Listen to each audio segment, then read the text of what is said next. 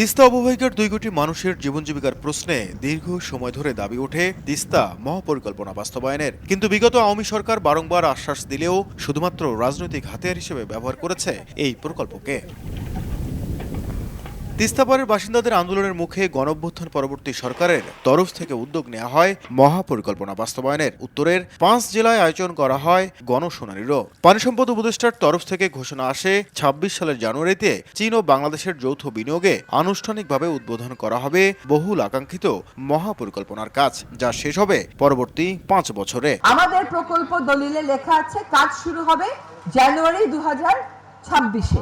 12,000 কোটি টাকা ব্যয়ে তিস্তা প্রকল্প এই এলাকায় বাস্তবায়িত হবে। তবে আবারও আশাভঙ্গ হলো তিস্তার ভাঙন প্লাবনে টিকে থাকা কোটি হৃদয়ে। সোমবার পানি সম্পদ উপদেষ্টা রংপুর সফরে এসে জানান, আপাতত হচ্ছে না মহাপরিকল্পনার কাজ, তবে চীন তাদের প্রস্তুতির কথা জানায়। চুক্তি স্বাক্ষর করে ফেললে তো এটা পরিবর্তন করা অনেক কষ্টের হয়ে যাবে, বরং এমন একটা প্রক্রিয়ার ভিতর দিয়ে যাই যে উভয় দেশের জন্য এই বিষয়টা সহনশীল হয়। এটা হয়তো জানুয়ারির মধ্যে শুরু হচ্ছে না। I see the concrete progress is making.